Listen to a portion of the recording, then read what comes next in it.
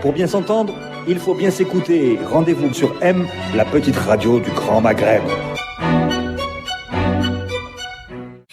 Bonjour amis auditeurs, merci de nous rejoindre encore une fois autour de ce café. Avec nous le Qadi Hussein. Bonjour. Mounir Boudjmaa. Bonjour. Saïd Jafar et Abed Sharaf. Bonjour messieurs, merci encore d'être là pour décrypter toute l'actualité de la semaine. D'abord, le mot du début de l'émission, l'information qui vous a marqué en image, une déclaration, une information. Hussein, on va faire le tour de table. J'ai vu sur YouTube Abdelmalek Sellal assimiler la protestation d'Ain Salah à une tentative de déstabilisation terroriste. J'ai trouvé ça choquant et déplorable. Mounir. Moi, je vais être un peu fouteux d'entrée. Je dirais que le fait que l'Égypte se désiste de la Coupe d'Afrique et qu'il donne une chance à l'Algérie de l'organiser, je trouvais que ça allait dans l'air du temps un peu des réchauffements des relations algéro-égyptiennes. Ouais. Ah oui. On a raté l'occasion d'en parler plus longuement la semaine dernière. Elle se représentera. Le problème, c'est qu'on risque quand même de ne pas l'avoir. C'est ça le vrai problème, l'organisation. Oui. Non, je parlais du réchauffement des relations entre l'Algérie et l'Égypte. Saïd. Alors, pour rester dans l'excès tragicomique, c'est Saadani qui dit que Louisa Hannoun n'a pas le droit d'exister parce qu'elle est trotskiste et que nous sommes dans un pays musulman. Ça s'est fait à Annaba, dans un théâtre. Oui. Le 24 février. Abed. Pour moi, l'événement de la semaine est économique. C'est l'installation des nouveaux groupes par le ministre de l'Industrie, ce qui veut dire que l'Algérie est partie pour 2-3 ans à ne rien faire en économie, en dépensant en cours de route 4-5 milliards de dollars absolument pour rien. Bon. Ils partent bien quelque part. Ouais. Ils partent bien de cet argent. Non, nulle part. C'est du gaspillage pur et simple. On va restructurer pour changer la peinture dans les bureaux, les nominations, voilà. Bon, je ne sais pas si ce sera l'occasion d'en parler aujourd'hui, à mon avis j'en doute, mais on aura l'occasion de revenir un peu sur cette réindustrialisation. D'ailleurs, c'est le fil rouge aujourd'hui de la chaîne 3. La chaîne radio concurrente. On a au moins une chose en commun. Non, une personne en commun. Bon, alors, vous n'en avez pas parlé ici autour de cette table. Je vais quand même placer un mot au sujet de Cheikh Ibril, parce qu'on en a parlé la semaine dernière et puis qu'il y a eu des choses cette semaine pour évacuer le sujet. Et, le 24 février a été important cette semaine, on en parle dans un petit moment. Mais d'abord, revenir sur la Suisse qui dit oui à un contrôle de flux, des avoirs de Cheikh Ibril. On parle de 200 millions d'euros. C'est de l'info. Est-ce que ça... D'où une première question, je vous ai dit, et puis après on évacue. Est-ce que ça veut dire que la justice, finalement, algérienne a fait son travail? Ou fait son travail? Je vais quand même pas commencer par faire des vues, mais enfin, je m'interroge. Abed. Quel est le rôle de la justice algérienne dans cette histoire? Aucun. La Suisse dit oui, dit non à Cheikh Ibril et oui à la justice algérienne. Attendez, pour rétablir les choses formellement, oui.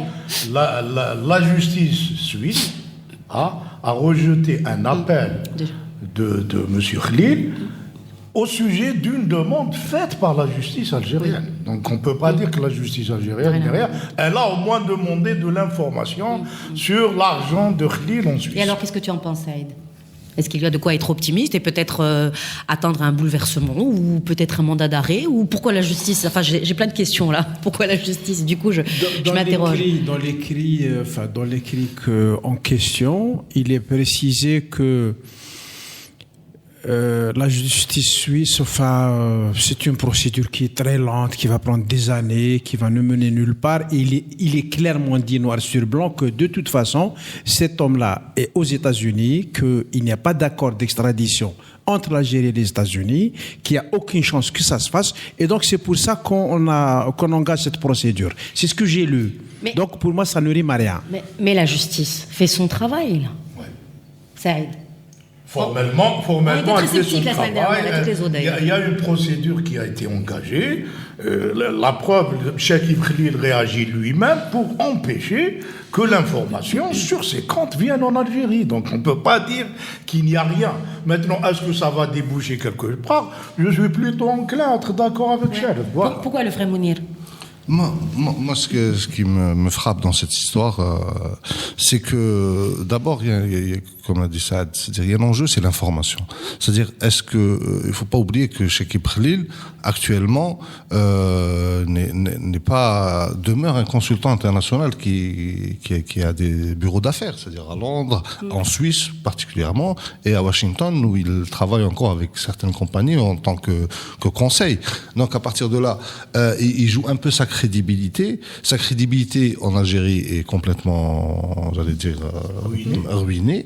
Maintenant, il y a une crédibilité à l'international, parce que n'oubliez pas, si on parle d'extradition ou on parle de justiciable, si demain il est dans le collimateur, comme on l'a dit à un moment que l'FBI enquêtait sur ses biens et ses comptes bancaires, c'est comme l'enjeu de est-ce qu'il est américain ou il l'est pas, donc est-ce qu'il est extradable ou il l'est pas. Sur les comptes bancaires, c'est un peu la même chose. S'il s'avère qu'il est mêlé dans une grosse histoire de corruption, je ne peux pas imaginer que ces protecteurs entre guillemets ou les gens avec qui il traite à l'international puissent demain le protéger d'une façon ou d'une autre. Bon, on n'en est pas encore au mandat d'arrêt international, mais la question quand même reste posée. La justice algérienne qui fait son travail aujourd'hui, ça sous-entend peut-être que je suis sérieuse. Non, je suis sérieuse. Tu es arrivé ce matin pour non, je suis expliquer sérieuse. La justice algérienne fait son travail.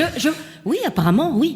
Moi, j'invite la justice algérienne à aller ouvrir les comptes de l'agence Qléa de Khalifa Bank, où se trouve le compte de monsieur le ministre de l'Intérieur aujourd'hui. Tout le monde connaît cette affaire-là. Ça a été protégé. Moi, j'étais au procès de Blida en janvier 2007.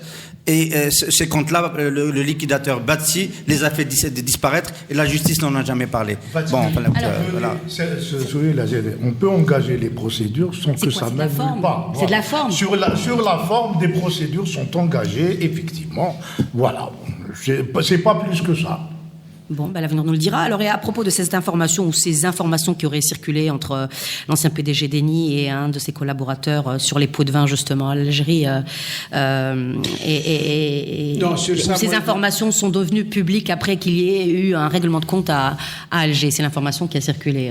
Ça aussi, ça vaut. Écoute, moi, l'information est partie d'ici. Ce qui m'a intéressé dans cette histoire-là, c'est le fonctionnement des institutions italiennes. Les Italiens ont commencé à creuser à partir du moment où ils ont eu des doutes sur l'existence de rétrocommissions. Comment ça se passe? Une entreprise française ou l'italienne a le droit de donner des commissions. Elle informe, entre guillemets, qui de droit. Qui de droit, c'est qui? C'est les affaires étrangères du pays concerné, c'est les services spéciaux du pays concerné. Ça leur permet de savoir qui ils ont corrompu dans tel pays pour pouvoir l'utiliser le moment venu. Quand il n'y a pas de déclaration de commission et que l'affaire sort, les appareils d'État de ces pays ont des doutes. Ils ont eu des doutes sur Saipem. Pourquoi les gens de Saipem n'ont pas déclaré, n'ont pas tout déclaré? Ils ont commencé à se dire, c'est parce que les gens de Saipem ont touché des rétrocommissions. Et donc, ce qui les intéresse, c'est pas Chekib Khlil, c'est qu'il y ait des types à la tête de l'ENI et de Saipem qui ont touché des commissions et qui puissent être un jour manipulés par les Algériens parce qu'ils les tiennent. C'est comme ça que ça se passe. Et donc, nous, c'est des dommages collatéraux d'un État italien qui est en train de se protéger. Donc, où est la justice algérienne? Elle est où dans cette histoire? Elle est inexistante. Il ne faut pas se leurrer, ce genre. L'information serait partie d'ici. Et juste, par contre, ce que révèlent les écoutes téléphoniques diffusées par Republica, c'est Scaroni, qui est le grand PDG d'Eni, qui parle à un collaborateur qui dit « Écoute, cette affaire nous pète à la gueule parce qu'à Alger, Meziane et Chekib Khlil ne s'entendent pas, et ils se tirent dans les pattes à Alger, et c'est sorti. » Et je peux effectivement imaginer que le parquet de Milan a reçu une info à partir d'Alger en disant « Attention, les gars de Saipem et d'Eni ont reçu des rétrocommissions. » Des rétrocommissions, effectivement, parce que c'est à ce moment-là que la procédure judiciaire est engagée. Parce que dans les pays occidentaux, il y en a encore qui admettent qu'on paye des commissions. L'information est partie d'ici, Mounir. Tu penses que c'est le cas, que c'est une éventualité? Je ne suis pas du tout au courant de cette... non, pas du tout. Non. Je sais pas. Alors, voilà, on a fait le tour sur Sonatrach. C'était important sur ces nouvelles révélations sur Cheikh Ibrahim. On va revenir sur ce qui s'est passé cette semaine et ça a fait le buzz le 24 février. Des sit-ins qui finalement se sont à Alger et puis à travers d'autres régions qui se sont transformés en marches malmenées par la police. Ça, on va en parler dans un instant. N'empêche, on parle de plus de 300 arrestations selon l'opposition, 40 000 policiers à Alger. Ça, c'est un chiffre, je ne sais pas d'où il est sorti d'ailleurs. Ce serait bien que 40 000 policiers mobilisés à Alger, c'est exagéré. 40 000 ou 20 000 ou 1000, ça n'a pas de signification particulière. Non, mais c'est pas sérieux, 40 000. Soyons sérieux. Bon. On en parle. Il y a quand même ce sentiment général de l'opposition, en tout cas, d'avoir accompli quelque chose. D'abord sur cette première démonstration de force qui est la gestion démocratique des foules, qu'est-ce que vous en pensez? Tiens, puisque tu évoques la question. Enfin, moi j'y étais, j'ai circulé pendant 1h30. On avait premièrement un côté totalement folklorique, c'était ridicule. Cette manière de venir occuper le terrain par des ornas, c'était une image triste et affligeante que le pouvoir s'est donné. Maintenant, c'est vrai qu'ils ont occupé l'espace. Après, il y a eu un petit groupe, là aussi il ne faut pas exagérer, qui a sauvé l'honneur. C'est-à-dire, il y a eu du baroud au sens physique par les troupes de Zorna, et il y a eu les opposants, qui une cinquantaine, peut-être une centaine à tout casser, qui ont un peu sauvé l'honneur en venant devant la tente du Wali, parce que c'était ça, tout était ridicule dans cette histoire. Avec le Wali installé dans une tente, en face, le type de Zorna en train de taper et de tirer du baroud. Bon, l'opposition a fait un baroud d'honneur, et tant mieux qu'ils aient perturbé, même pour un petit quart d'heure, l'opération. Voilà. Écoute, moi je trouve que l'opposition a failli commencer à jouer en première division à Zeralda. Avec cette histoire, elle est retombée en deuxième division, si c'est pas plus bas, parce que... Ah oui, bien sûr. Tu choisis on a quelque chose qui est censé représenter pratiquement toute l'opposition, qui font un rassemblement de je ne sais pas combien de personnes sur le gaz du schiste. La thématique est ridicule, la forme est ridicule.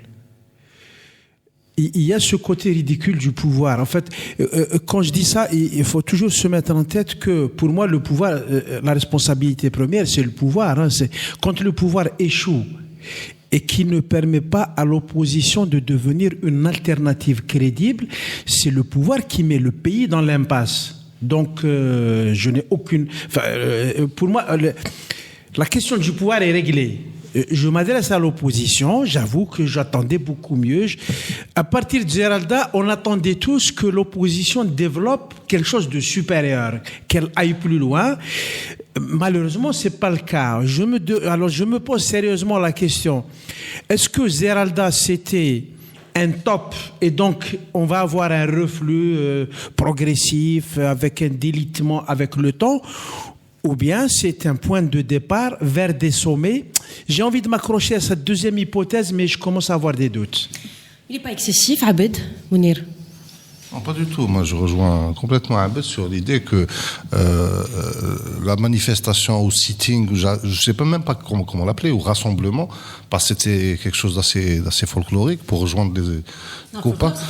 Non, mais moi je dis folklorique au sens où c'était folklorique, c'est-à-dire que des leaders de partis qui arrivent et qu'on s'attendait à une marée humaine, moi je m'attendais à quelque chose d'important, c'est-à-dire pour au moins constater quelles sont les capacités de mobilisation de cette opposition, parce qu'on n'oublie pas, il y a des anciens candidats à la présidence, il y a des gros partis, que ce soit dans le camp islamiste ou au camp démocrate, il y a au moins une ribambelle d'organisations, d'ONG, d'associations qui a rejoint cet appel.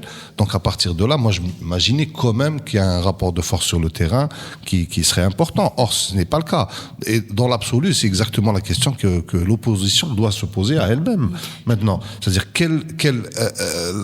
j'ai entendu un leader de parti dire démonstration de force. Bon, il faut être sérieux, 30 secondes. C'est-à-dire, elle est où la force? C'est ça la question. Est-ce qu'il est quand même important de rappeler que l'opposition a estimé tout de même que ce n'était pas une manifestation de l'opposition, ni un test de popularité, mais bien une marche de solidarité avec les habitants du Sud sur le gaz de schiste. C'était important de le relever. C'est pas un test. On se teste quand l'opposition a pris le risque d'appeler à manifester. Et donc, a pris le risque de voir les autres dire voilà ce que vous pesez. Hein. C'est toujours un risque quand on décide d'appeler à manifester. On est dans l'action politique. Voilà. Ceux qui ont décidé de ces rassemblements, de ces marches, ont une appréciation, doivent avoir une appréciation de leur force, de ce qu'est la société, de la situation. Et donc, ils vont vers une action. Ils ont une mauvaise appréciation de la société algérienne. C'est visible. C'est un petit peu les fameux samedis Saïd Saadi il y a quelque temps. C'était visible. On a fait sortir des milliers de policiers. Voilà. Donc, on en est là. Si on va dans une marche en promettant que ça va être quelque chose de grandiose et que ça ne l'est pas, ça veut dire qu'on a fait une erreur d'analyse. On se remet en cause. Est-ce que c'est facile de mobiliser dans les conditions qu'on a vues ? Je pense qu'à la base, fondamentalement, il y a avec mes amis ici présents, un problème méthodologique. Il s'agit pas de monter une équipe pour gagner un match. Quand on fait de la politique, on prend le risque d'être minoritaire, on prend le risque d'être ridicule, on prend le risque d'être tabassé, on prend le risque de perdre la face, non pas parce qu'on n'a pas fait la bonne évaluation du rapport de force. Moi, je pense que ces gens-là savent que sur le gaz de schiste, ils vont pas mobiliser des dizaines de milliers de personnes. Ça, je suis persuadé qu'ils le savent. Ils le savent. Ils ont besoin de trouver une thématique. Donc, on prend une autre thématique. Exactement ce que je voulais dire. C'est ce qui me gêne, de voir autant de partis s'entendre sur le gaz de schiste, alors que c'est un débat partout. Laisse-moi terminer. C'est un débat partout. Des experts ont des avis totalement divergents. Comment se fait-il qu'on crée une unanimisme sur ça ? Il y a une population à N'Saleh qui se bat contre cela. Le thème, c'est pas contre le gaz de schiste. Le thème, c'était solidarité avec N'Saleh. Écoute, alors tu ne dis pas l'information. C'est contre le gaz de schiste et solidarité. Avec les gens de N'Saleh. Là, on ne s'entend pas sur l'information. C'est contre le gaz de schiste et solidarité. Ça change rien. Non, j'ai pas compris. Qu'est-ce qui est reproché à cette initiative ? J'ai pas compris. Qu'est-ce qui est reproché ? Les gens de N'Saleh se font accuser d'être des terroristes par Abdelmalek Sellal. Ce qui est, à mon avis, la chose la plus grave qui soit déroulée cette semaine. L'opposition, à qui on reproche tout le temps de ne pas bouger autour au CCP, au CPP. Oui. On a passé la moitié de l'année à dire l'opposition de Serralta ne fait rien du tout, elle ne bouge pas, elle parle, etc. On est en train d'être déformé. On n'est pas en train de dire que les gens de N'Saleh sont des malhonnêtes, ça va pas. On est en train de dire que l'opposition... C'est quoi le problème ? J'ai pas compris. Où est le problème ? Le problème, il est où ? Écoute, le mot d'ordre, c'est contre le gaz de schiste, c'est de l'info. On n'est pas... Attendez, c'est important. Moi, je vais vous renvoyer quand même, et je pense que vous allez être un peu plus calme à ce moment-là, plus serein, et on pourra comprendre des choses un petit peu mieux. Je vous renvoie à cette marche qui a été organisée, ou ce sit-in, cette tentative qui a été organisée. C'était en mars par l'opposition, celle-là même. C'était à ce moment-là contre le 4e mandat et pour le boycott des élections. L'impression qu'on a eue en tout cas à travers les images et à travers les informations qui ont circulé, c'est qu'on a plus mobilisé cette fois avec la thématique du gaz de schiste. Est-ce que c'est cela ? Ou est-ce que c'est parce que les Algériens sont plus enclins à sortir pour des questions comme celle-là par crainte ? Ou est-ce que le dire Bouteflika dégage, comme on l'a vu cette fois parce que l'agenda a changé. Qu'est-ce qui s'est passé de nouveau depuis 5 mois en Algérie, depuis la rentrée? Qu'est-ce qui s'est passé de nouveau sur le plan politique? Bouteflika n'a pas fait un nouvel AVC. On a toujours les protagonistes en place. Bon, il y a eu l'affaire de Annaba, on a parlé à un moment donné au CPP de Gaïd Salah, etc. Mais qu'est-ce qui a émergé? C'est la mobilisation citoyenne d'N'Saleh.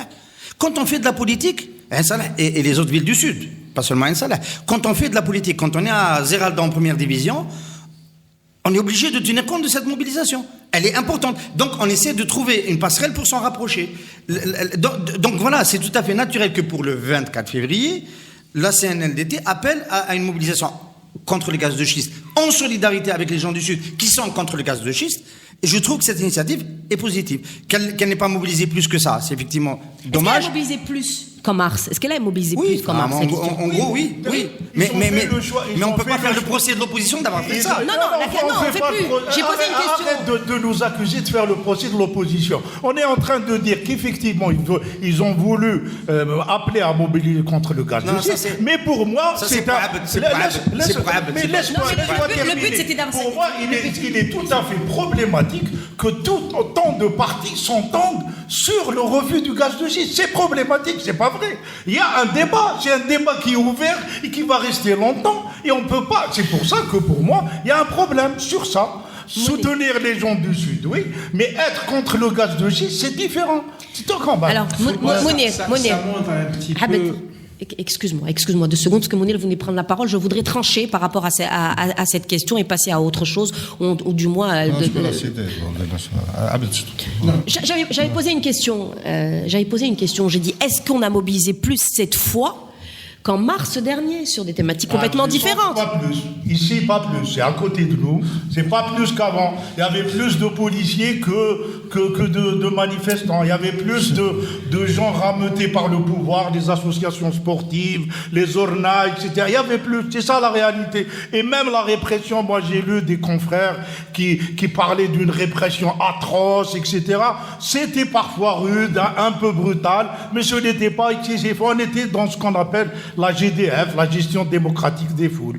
Voilà. Et la réalité, là, il ne faut pas se mentir sur les faits, quand même. Mounir.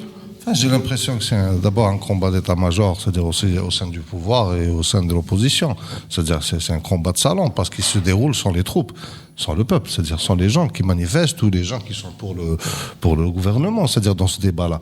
C'est-à-dire Sellel avec toute la force de frappe de l'UJTA pour organiser des meetings, pour contrecarrer, parler du 24 février, occuper le terrain, face à une opposition qui n'arrive pas à mobiliser, ça veut dire que le citoyen est absent, l'opinion publique est absente sur ces thèmes-là. Pour revenir à Ain Saleh, je regrette, mais Sellel, quand il dit ça, moi ce que je note le plus, c'est le fait qu'actuellement, l'Algérien est tellement, il a tellement pris cette distance avec la politique ou la politique politicienne que même les discours de complot, c'est-à-dire fonctionnent à merveille. C'est-à-dire, il faut dire, l'Algérien ne croit plus en rien.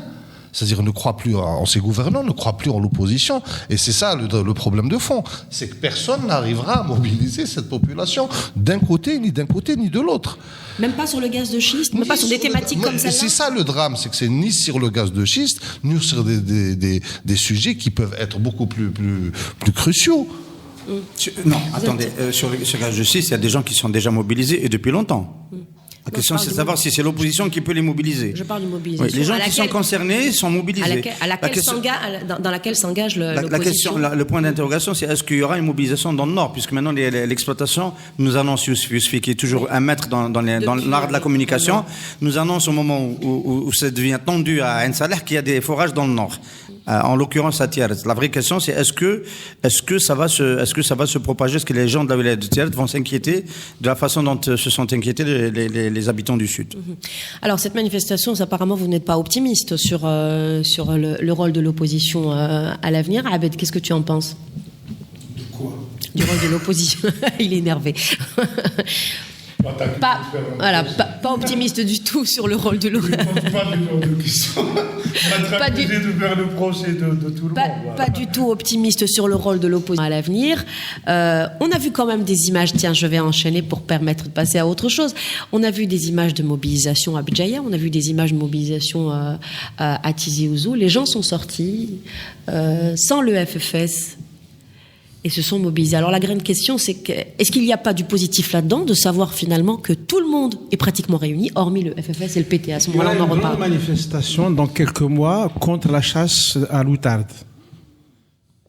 C'est ça qu'annonce l'opposition.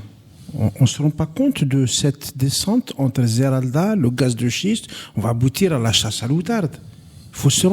C'est l'opposition qui aspire à devenir une alternative au pouvoir. Il faut se rendre compte de ça. Et critiquer l'opposition, j'ai dit que le pouvoir, on n'a rien à dire. Quand Sellel dit que les gens du Sud sont, qu'est-ce qu'il a dit, terroristes, on n'a rien à dire. Moi, je n'ai rien à dire à Sellel. Ça y est, il est dans un autre monde, il est dans une dimension qui m'échappe.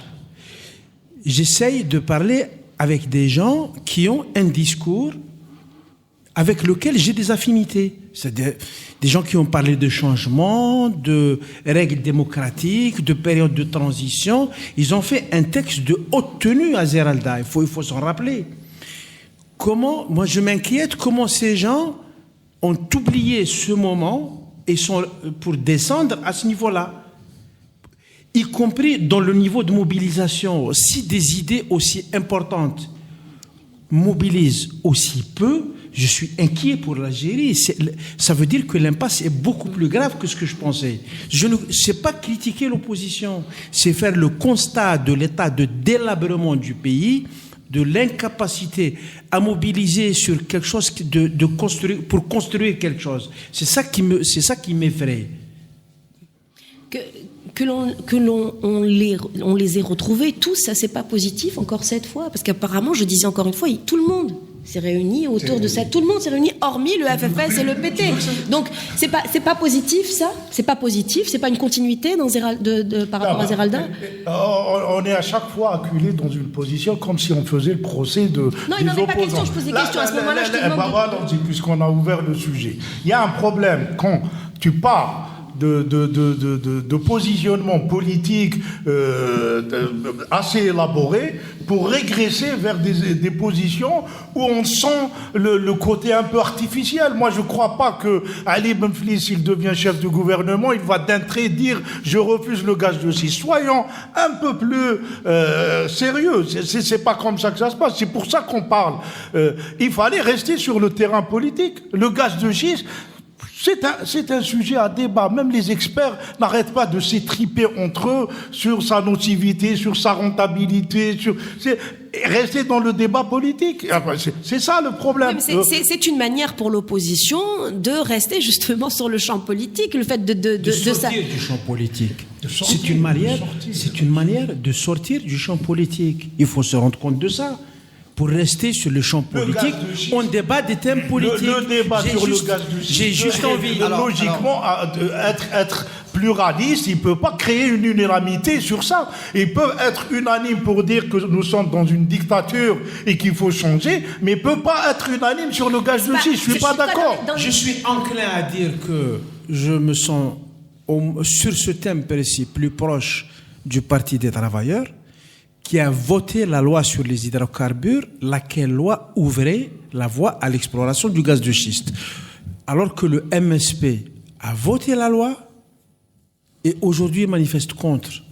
C'est trop léger, ça tient pas la route. En tout cas, dans les déclarations des politiques, on n'a pas entendu parler de gaz de schiste. On a plus entendu, on continue à parler d'élections anticipées, on continue de parler de l'après-Bouteflika. Le discours restait politique. Le discours restait politique. Moi, j'ai lu leur document appelant à la marche. Il y avait moi, je te parle des déclarations après, la conférence de presse et déclarations après, pas plus tard qu'hier soir sur un des sites d'information. Belabès, le secrétaire général. Oui. On a vu la conférence de presse de Benflis aussi, il est question de politique et que de politique. C'était une occasion, le gaz de schiste, pour l'opposition. Voilà. De l'appel à manifester, l'enjeu qui a été mis dans l'appel à manifester. Qu'est-ce que ça change ? En gros, il y a deux grandes voix depuis, puisqu'on parle de Zeralda et de cette conférence du mois de juin dernier, qui se sont développées, deux grandes voix qui se sont développées pour l'opposition depuis. Il y a la voix dont on parle depuis tout à l'heure, celle du CNLDT, la voie royale. Bouteflika est illégitime, il a été mal élu, il n'est pas en mesure, il doit partir, on repart à zéro. Pas de réponse du côté du pouvoir, considère que c'est pas possible. L'autre voie qui a été développée de l'intérieur de la CNLDT, parce que je considère que le FFS en fait partie, c'est celle de tendre la main au pouvoir tel qu'il est, avec ses institutions telles qu'elles sont, et de tenter le dialogue. Bon, ça a capoté, on en a parlé furtivement il y a une semaine ou 15 jours. Ça n'a pas débouché. Donc, entre ces deux grandes voix, celle qui tend la main, qui essaie de dialoguer, et celle qui dit « bougez-vous, on reprend tout à zéro ». Il est en train de s'insinuer une troisième voie, c'est celle qu'a adoptée le CNDT cette semaine, c'est d'essayer de coller aux mouvements sociaux sur les thématiques qui font bouger les Algériens. Je note par exemple que Louis Ahnoun a été se rendre solidaire des chômeurs de l'Arwad qui subissent une répression atroce. Donc voilà, il y a un positionnement politique par les thématiques qui mobilisent la société. C'est une autre démarche. Effectivement, ça peut rompre l'attitude politique globale. C'est faux. Ce positionnement est faux, c'est des postures. C'est ça qui est gênant. Ce ne sont pas des partis qui ont un vrai souci de ces mouvements sociaux. J'aurais applaudi. Il y a un chevauchement. Mais tu le sens. Et cette histoire de gaz de schiste, tu sens tellement que c'est artificiel et c'est tellement bien symbolisé par le MSP que ça colle pas. Alors, par contre, on peut relever la charge haineuse de Saadani contre Louisa Hannoun, qui a osé un peu critiquer maintenant Bouteflika en disant qu'il n'a pas respecté ses engagements. Moi, je me pose des questions, c'est-à-dire, à la limite, je suis prêt à inclure Louisa Hannoun dans des jeux internes au pouvoir, et là, c'est peut-être un signe de tension interne qui est en train de s'exprimer dans cette affaire. C'est une charge violente. Ce n'est pas un discours. Saadani a carrément nié le droit au Parti des travailleurs d'exister. Ce n'est pas un simple... C'est comme ça que tu analyses l'intervention ou la décision de Louisa Hannoun, ou le désengagement de Louisa Hannoun. C'est comme ça que Louisa Hannoun, bien sûr, il doit y avoir des choses à l'intérieur du régime. C'est pas un souci du Parti des travailleurs, finalement, de rejoindre l'opposition carrément. Et voilà, Louisa Hannoun ne s'est pas réveillée. On se constate. Ça m'étonnerait qu'elle rejoigne la CNLT. C'est intéressant de voir comment est-ce qu'elle va évoluer. Qu'elle maintienne, qu'elle reste sur la tentative de prise de distance avec le pouvoir. C'est tant mieux pour le débat. C'est parti. Qu'est-ce que vous en pensez? C'est bien parti, non? Qu'est-ce que tu en penses, Monet? Non, sur Louisa Hannoun, ce qu'elle dit, moi j'adhère complètement elle tient, c'est un peu comme le FFS. C'est-à-dire que maintenant, au-delà de, je suis pas aussi optimiste que Qadi pour dire qu'il y a une troisième voie. C'est-à-dire qu'on sent avec le FFS qui quand même a pris cette idée d'organiser une conférence du consensus et qui, pour moi, reste physiquement hors du CNLTD, qui ne sont pas, même si nous on leur donne le nom générique d'opposition, mais qu'il explore sa propre voie. Louisa Hannoun, c'est un peu la même chose. Elle est en train d'explorer sa propre voie.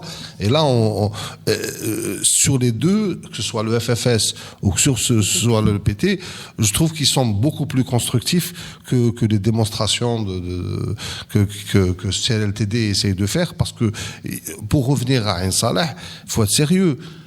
Les gens de Ain Salah, quand ils sont sortis, et ils ont tout fait pour qu'il n'y ait pas de récupération politicienne, ils l'ont dit. C'est un mouvement citoyen, c'est un mouvement fait par des jeunes, c'est un mouvement fait par des cadres, des gens qui connaissent le gaz de schiste et qui, jusqu'à maintenant, continuent de le faire. Maintenant, leur drame, les gens de Ain Salah, c'est que ce discours-là n'est pas porteur au sein de la société actuellement. Il faut le dire, parce que les gens, on leur oppose le discours de la rente.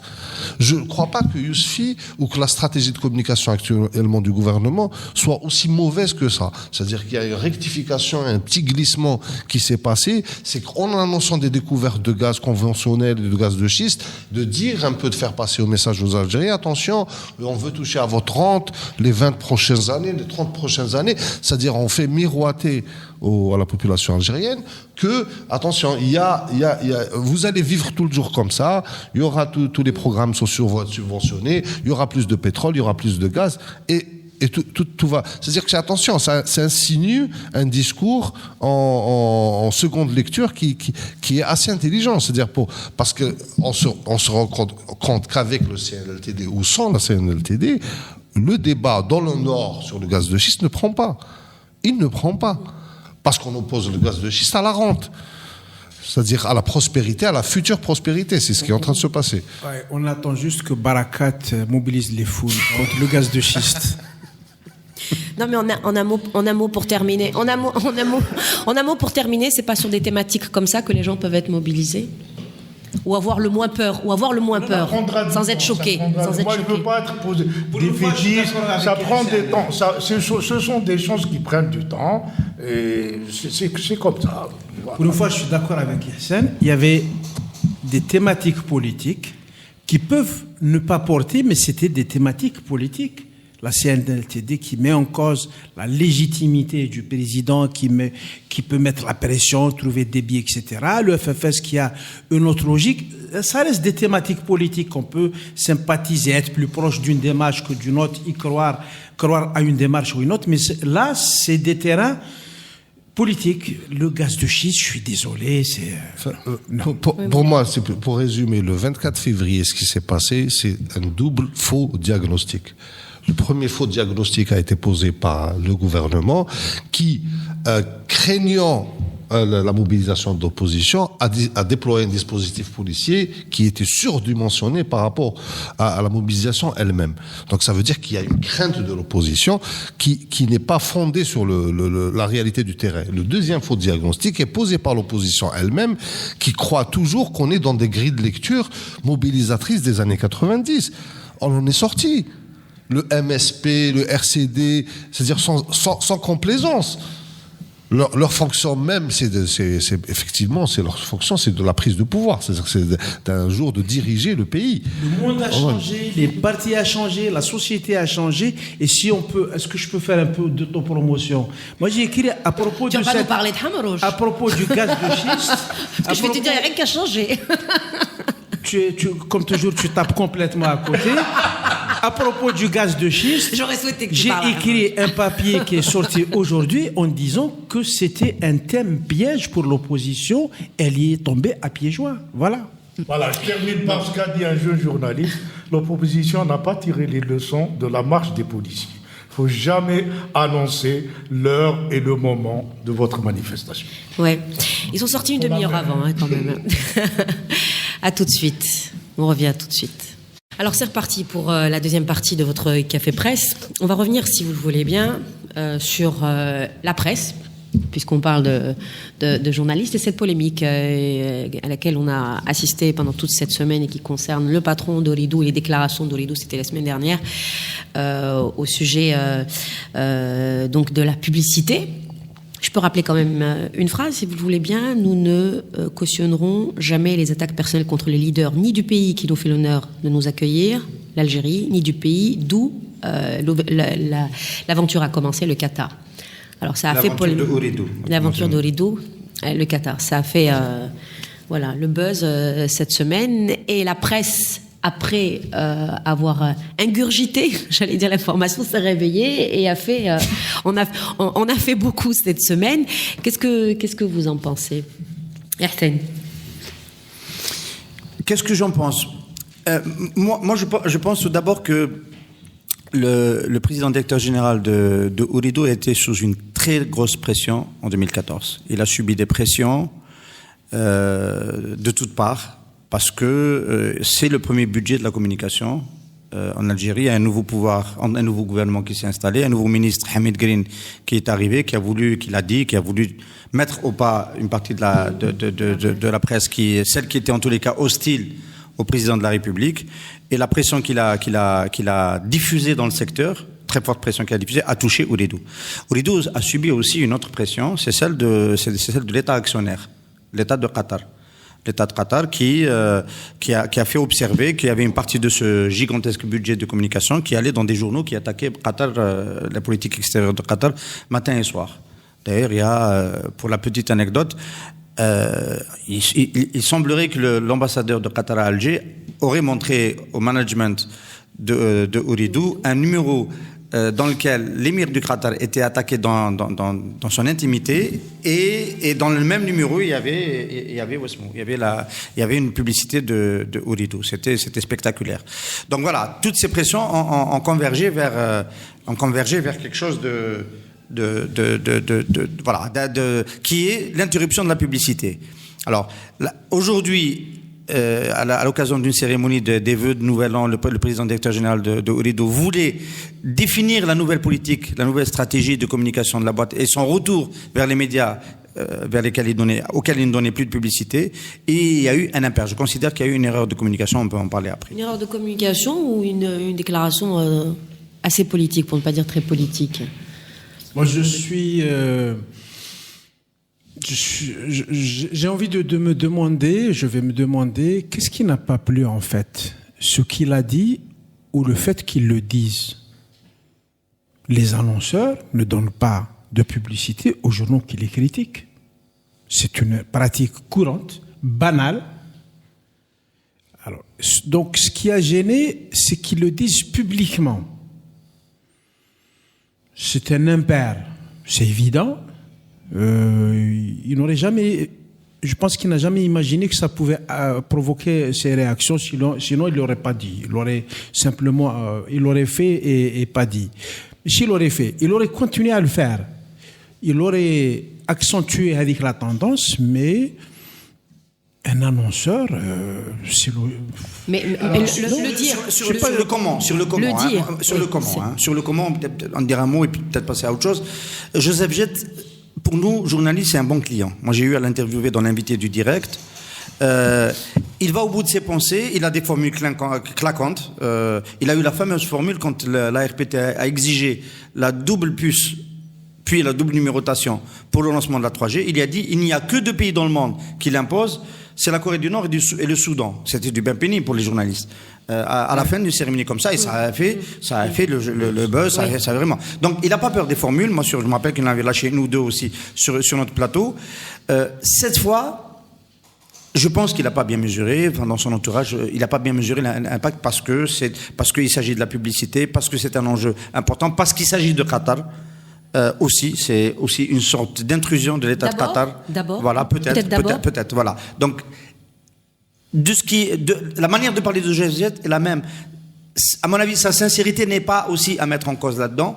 Il a pas pesé les effets d'une telle annonce, et je pense que bon. Voilà. En fait, dans cette affaire, il y a une forme d'intertextualité, pour utiliser le terme littéraire, avec le discours de Green. Hein. Donc, il a un peu trop intégré le discours de Green.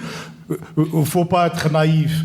Effectivement, un annonceur donne de la publicité, il introduit plusieurs paramètres, y compris l'aspect politique. Mais on ne le dit pas, on peut pas. C'est un gros impair, ce n'est pas un petit impair, c'est-à-dire venir publiquement dire que voilà les limites autour desquelles on donne de la publicité. Et moi, le plus grave, à mon sens, c'est que Green trouve tout cela raisonnable. Voilà. Oui. Est-ce que c'est l'intérêt justement du Qatar qu'il a voulu mettre en avant, ou celui de l'Algérie, ou l'un plus que l'autre? Qu'est-ce qui dérange le plus là-dedans? Vous savez, de manière absolue, ça me fait rappeler la formule quand on dit qui paye l'orchestre commande la musique. Donc à partir de là, moi, ce que je remarque dans cette histoire, il y a 2 ou 3 petites remarques assez rapidement. Je rejoins Abed sur l'idée du non-dit. C'est-à-dire, finalement, est-ce que Joseph Jett a brisé une sorte d'omerta comme ça qui existe, qui dit qu'il y a des relations incestueuses entre la presse et les annonceurs, les gros annonceurs, qui font vivre les journaux, il faut le dire, qui font vivre des télévisions. Donc, à partir de là, il y a des choses bonnes à dire et d'autres pas bonnes à dire. Je pense que ça, il est parti un peu loin dans j'allais dire, dans la sincérité. On ne dit pas ce genre de choses. C'est-à-dire, il faut être sérieux. Qui sont les journaux qui ont enquêté sur les opérateurs de manière de téléphonie, que ce soit eux ou Jay-Z ou d'autres, ou sur les concessionnaires de voitures, ou c'est les gros annonceurs qui sont pour la presse, qui sont actuellement, on trouve que vraiment il y a une forme d'autocensure qui s'est installée au niveau de la presse nationale. C'est pas de l'autocensure, c'est de la censure. Non, d'abord au sein des rédactions, c'est-à-dire que d'abord les journalistes eux-mêmes qui travaillent, parce qu'on va vers une spécialisation des journalistes par exemple, et les journalistes développent des relations assez de proximité, de promiscuité avec ces annonceurs-là, qui fait que déjà dans le fond il n'y a pas un travail journalistique qui se fait. Ça c'est le premier point. Le deuxième point, j'allais dire, il y a un précédent. Le précédent, c'est dans le football. Et on le voit pas, c'est-à-dire que la relation incestueuse, comme je le dis, qu'a eu le Qatar avec la FAF, la Fédération algérienne de football, ou avec l'incident qui s'est passé la dernière fois après la Coupe du Monde, où ils ont essayé de privatiser, c'est-à-dire l'équipe nationale algérienne. Qui est venue à Alger. C'est-à-dire ils ont essayé il y avait une sélection arabe, elle est algérienne. Elle est partie en Coupe du Monde, elle a fait un excellent machin. Ils voulaient la faire parader dans les rues de Doha. C'est-à-dire que c'est la politique agressive en termes de communication, aussi bien diplomatique qu'en termes de communication de l'État du Qatar ou de la monarchie du Qatar, fait que c'est des pratiques où peut-être on n'a pas l'impression de les voir, mais dans l'affaire Ooredoo, on les subit de manière, c'est-à-dire on les voit de manière flagrante, de manière brutale. On est plus que dans le réchauffement des relations algéro-qatari. Là, on a dépassé le stade des réchauffements des relations entre l'Algérie et le Qatar. Quand les gens se sont offusqués, bon, est-ce que c'est parce que Jed est un étranger? Est-ce que parce que l'entreprise mère est une entreprise étrangère? Est-ce que parce qu'il a révélé quelque chose? On n'oublie pas, il ne faut pas oublier que Ooredoo nourrit la presse algérienne. Il y a des journaux qui ne peuvent vivre sans des entreprises. La deuxième chose, c'est que il y a des pans entiers de l'économie algérienne qu'on ne peut plus critiquer. Les compagnies de téléphone, on peut plus, c'est pas possible. Il y a un journaliste qui s'appelle Mahmoud Belhimer qui est parti aux États-Unis. Il était en guerre contre Hamid Green, qui était à l'époque responsable de la communication de Orascom, de Jay-Z. Donc il ne faut pas oublier ces données-là. Moi, ce qui va m'obliger à un retour extrêmement douloureux, je vais faire mes 360 degrés après être passé par la presse publique, la presse étrangère, je vais revenir à la nécessité d'une presse publique, parce qu'aujourd'hui en Algérie, les compagnies de téléphone, les concessionnaires automobiles, plus un certain nombre de grandes boîtes, sont devenues trop puissantes. On ne peut plus y toucher et il n'y a qu'une presse publique échappant au financement privé qui sera en mesure de dire la vérité sur ces entreprises-là. À la ligne éditoriale de l'État, pour utiliser les termes en vogue dans les années 80. Je dis presse publique, pas presse de l'État, avec tout ce que cela contient comme... ça voudrait dire que la CNLTD a réussi la transition. C'est un détail. Non, mais ça va nous obliger à cette gymnastique. Il y a un troisième modèle. Il y a le modèle où tu es protégé par tes lecteurs. C'est le modèle payant. Dans le cas de la presse électronique, c'est le modèle Mediapart, par exemple, qui fait que si tu n'as pas besoin d'annonceurs, si ce sont tes abonnés qui achètent ton information, tu es libre. Il n'est pas possible en Algérie, ce modèle. Elle a de l'avenir aujourd'hui. Grande question. Hein. Mon problème à moi, c'est que nous sommes en février 2015, encore, en ce qui concerne le secteur de l'information, à débattre de la question de la publicité. Je rentre de Bamako, Forum africain 15e anniversaire, il y a des radios libres, il y a des télévisions, il y a des journaux, il y a des écoles de formation. Je ne parle pas du reste de la sous-région, la Côte d'Ivoire, etc. Nous sommes le pays le plus retardataire sur le plan de la communication au Maghreb. En Tunisie, on n'en parle pas depuis 2011, c'était une explosion extraordinaire. Au Maroc, c'est contrôlé, mais c'est beaucoup plus professionnel. Il y a des radios privées, il y a des télévisions qui sont plus vieilles. Est-ce qu'il y a l'équivalent de la deuxième en Algérie? Il n'y en a pas. Non. Nous avons un retard de visibilité. On a un très gros retard. Les chaînes... Chourouk a été obligé d'acheter de monter une ligne de fibre optique entre son siège de la télévision, et la place 1er mai pour pouvoir diffuser, parce que la loi ne lui permet pas de diffuser avec une antenne directement. La loi ne permet pas encore aux télévisions privées algériennes, entre guillemets, de diffuser directement à partir d'ici. Nous avons un immense retard de l'écosystème. Je ne parle pas de sa numérisation, etc. TDA, quand on écoute les chaînes publiques dans nos voitures, il n'y a même pas l'affichage, on ne sait pas quelle chaîne on écoute parce qu'il n'y a pas la numérisation du logo de la chaîne. Bien. C'est ça le feuille de route d'un ministre de l'Information. C'est de mettre à niveau le secteur. Il est très en retard. De quoi s'occupe le ministre? Il s'occupe toujours de la même thématique et il est arrivé à la vendre à un opérateur téléphonique. Gérer la publicité à qui l'a donnée. C'est un immense désastre qui, à mon avis, rend bien compte de l'indigence intellectuelle de la période Bouteflika de fin de règne. Voilà, on va conclure l'émission avec ça.